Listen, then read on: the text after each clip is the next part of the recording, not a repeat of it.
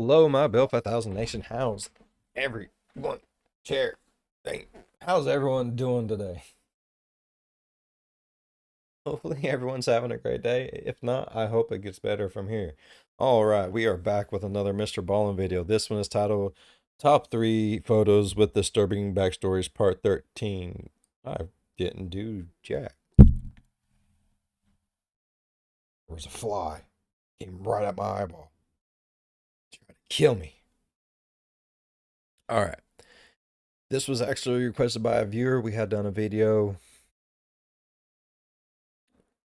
and he had told me that MrBallen had done a video on it. That chapter had done a video on it. So I'm actually really excited. I've already watched the one on that chapter. So let's go ahead and get into today's. Go ahead, turn the lights down low, put on something comfy, cuddle up with someone special. Let's get disturbed. Yeah, most definitely. Let's definitely get disturbed up in here. I like being disturbed. Today, I'm going to share with you 3 progressively more disturbing stories, and at the end of each of them, I'm going to share with you the picture or pictures that are famously associated with them. But before I get into today's stories, if you're a fan of the strange, dark, and mysterious delivered in story format, then you've come to the right channel, because that's all I do, and I upload 3, 4, even 5 times every week. So if that's of interest to you, please wait for the like button to be taking a shower, and then flush the toilet. Also, please subscribe to this channel and turn on all notifications so you don't miss any of my weekly uploads. Alright, let's get into today's stories. Shit burns. I don't know about y'all, but I got like some really hot freaking water, so when someone flushes that pooper, you want a pooper yourself.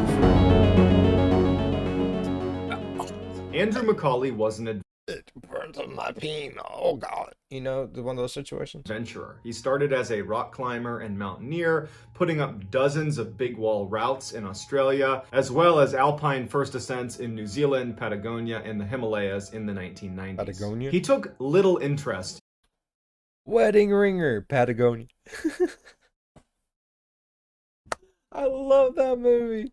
Fucking Kevin Hart. Funny motherfucker. in the marquee peaks. He preferred obscure, lesser-known peaks that were more challenging and complex. But in 1998, he fell nearly 30 meters during a climb and shattered his knee, which made it almost impossible to climb at the level he was climbing at.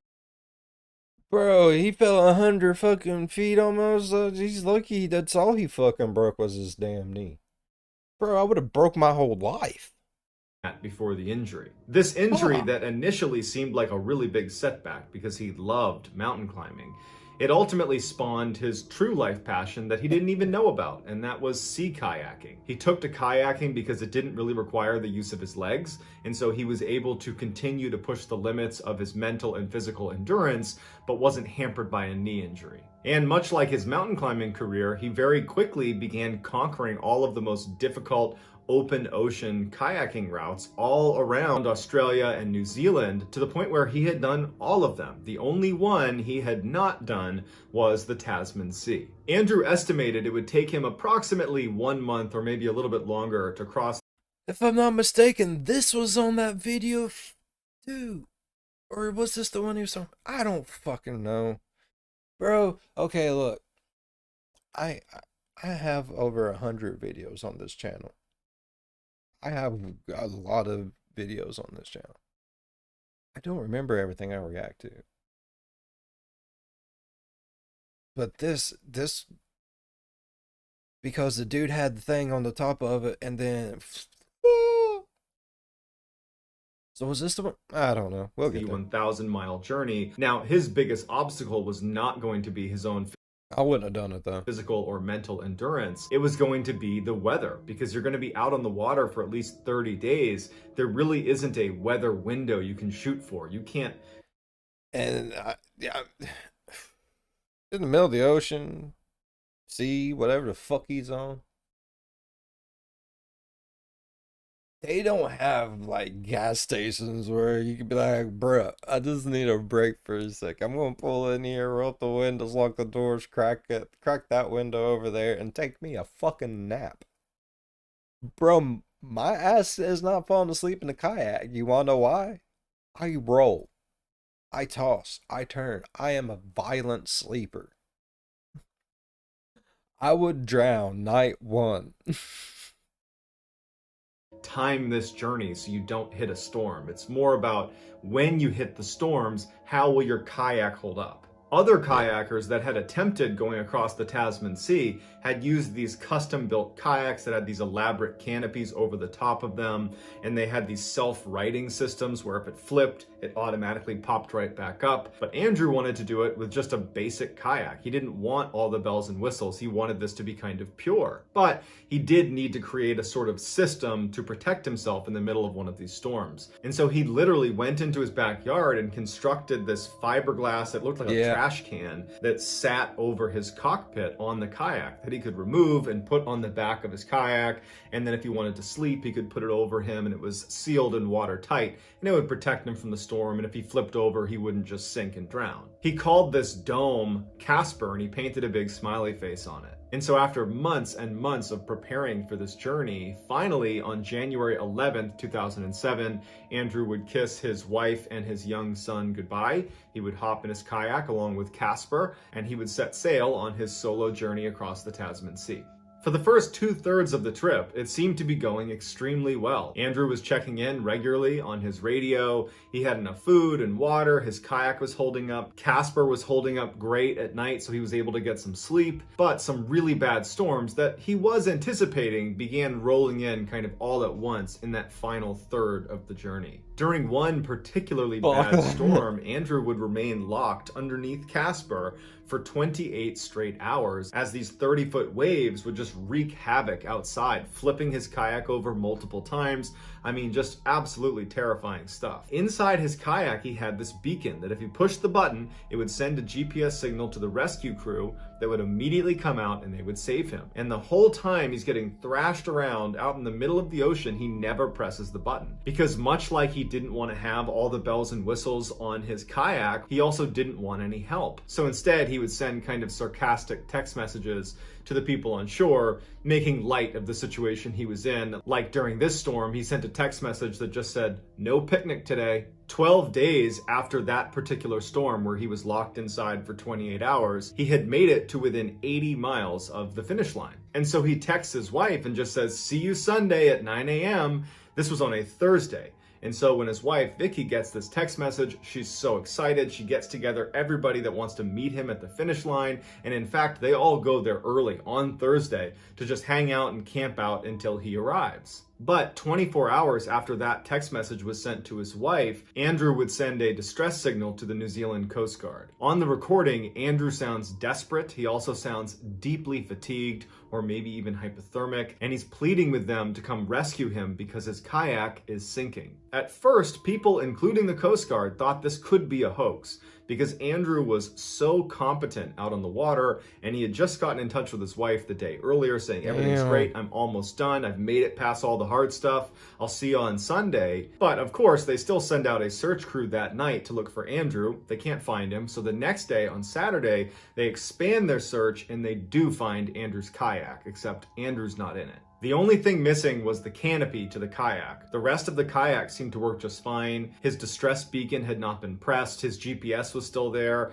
and his camera was still there. No one knows what happened to Andrew in his final hours before he ultimately disappeared. The prevailing theory is he must have been capsized and separated from his kayak and then was unable to either get back to it or even climb back in because he was so tired. This is the final picture that was taken on Andrew's camera, and you can tell from his expression that he's not particularly happy to be in the situation he's in. And in fact, in some of the earlier video clips he shot, he actually says to the camera that he feels like he bit off more than he could chew and that he wishes he could just be home with his wife and his son. Despite extensive search efforts, Andrew was never found. Damn. What ever happened to the wife and kid? Like,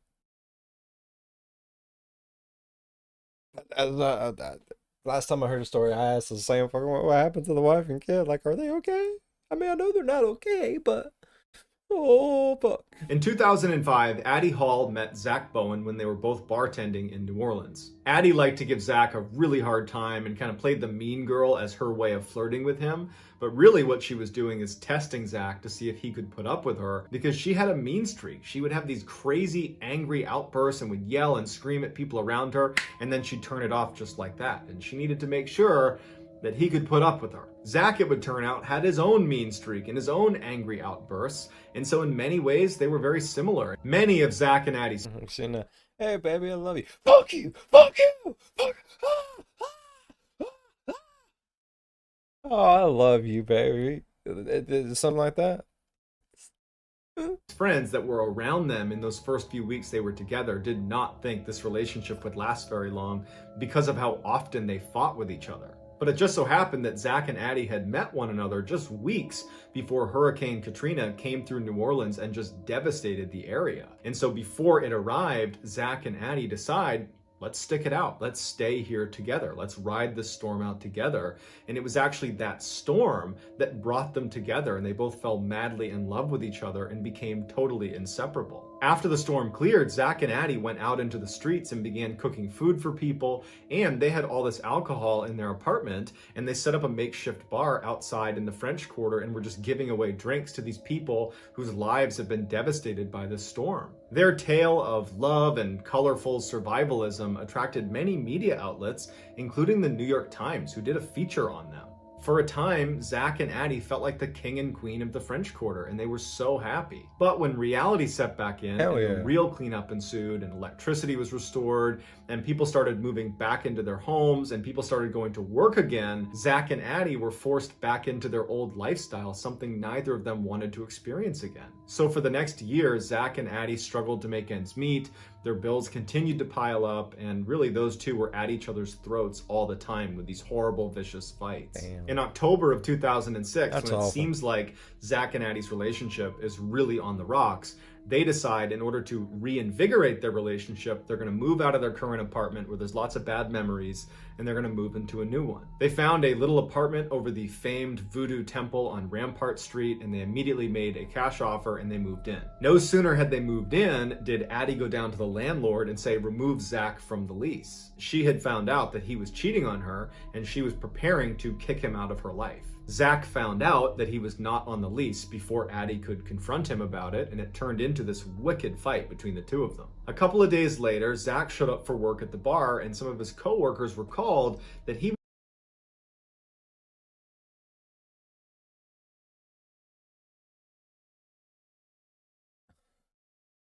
I think I know this, but I don't think I watched it on YouTube. I think I watched it on like Ghost Adventures or Ghost Nation.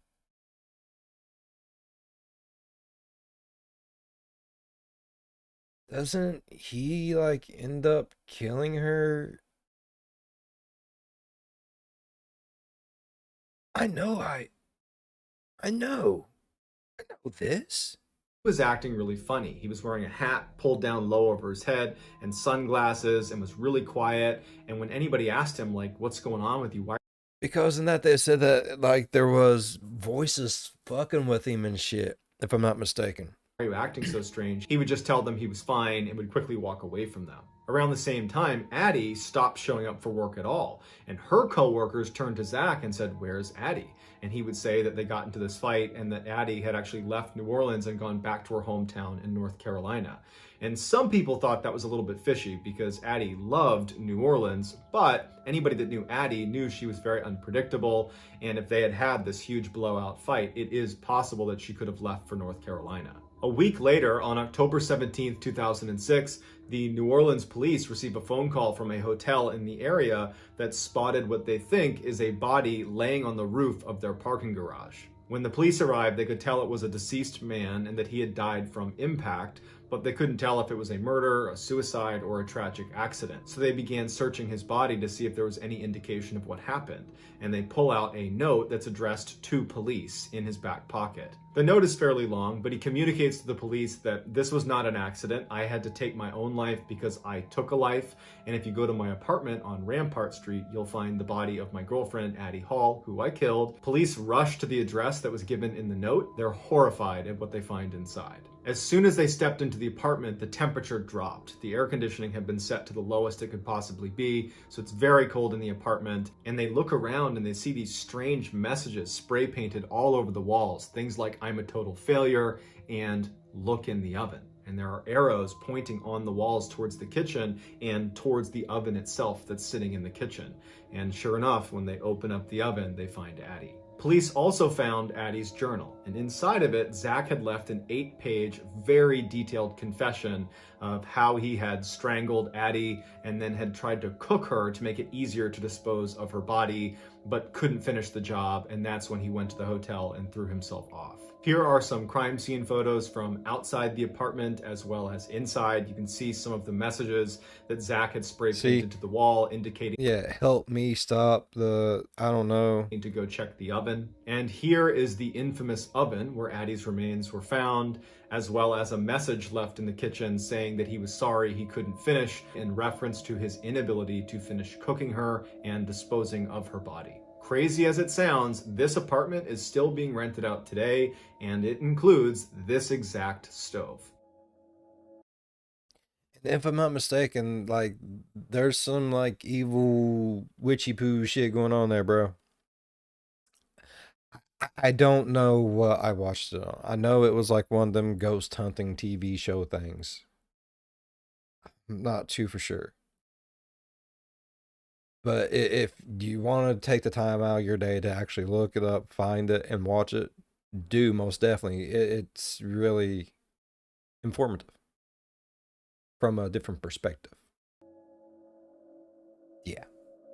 Hisashi Aochi was married, had a young son, he smoked a pack of cigarettes a day, he played rugby in high school, and by 1999 he was employed as a technician at the JCO Tokimura power plant. He and his colleagues had been tasked with creating the fuel for a fast reactor called Joyo. Since 1993, the company JCO that owns like Froyo, but deadly. This power plant that Aochi works for, they had been cutting a lot of corners to increase productivity and profitability, but at the expense of safety. In fact, the company had their own in-house rules that totally went against nuclear power plant regulations. They called this the Shadow Guide, and within the Shadow Guide, there were very specific steps that were totally unsafe and unregulated to create this fuel for. Yep, shouldn't do shit like that. As they say, rules are there for a reason, people. For this Joyo fast reactor. On September 30th, 1999, Aochi was creating this Joyo fuel, and he was leaning over this large steel containment tank, and he was holding a funnel. One of his colleagues was above the tank, pouring in this potent solution through the funnel into the tank. The tank they were using, that was prescribed under the Shadow Guide, was not actually designed to hold the amount of radioactive materials that were being put inside of it. And so as Aochi and his colleague are creating this mixture, a very dangerous event occurred known as criticality. One of the survivors, who was sitting away from the tank behind a desk, described this event as being an extremely loud bang followed by this blue flash that filled the entire room. And what that blue light was extremely high levels of radiation. And because Aochi was the one kind of leaning. So he got turned into the Incredible fucking Hulk, but blue. The Blue Hulk. He's the Blue Hulk. Okay, I don't know a lot about radiation. Like, I didn't know when it explodes, it has different colors that are stronger and shit. That's cool. So it's like different levels of fire. Don't touch the blue flame type shit. You know what I mean? Got you. Leaning over the tank, it all went right through him. By the time a rescue crew got in the room to help them, Aochi is uncontrollably vomiting and he's lightheaded and dizzy. He does not have any physical wounds. This was not an explosion, so there's no lacerations or anything on his body. But he had been exposed to 17 sieverts of radiation, which is the highest amount of radiation any human being has ever been exposed to in documented history. Aochi was airlifted to a hospital and now we know. And doctors and nurses were actually kind of amazed at how well he was doing in those first few days. Again, he did not have any burn marks or anything on his body. He did have a little bit of redness on his right He's gonna turn to the fucking Hulk, bro. I'm telling you. All of a sudden, you just see the Incredible Hulk smoking a pack of cigarettes a day, playing rugby.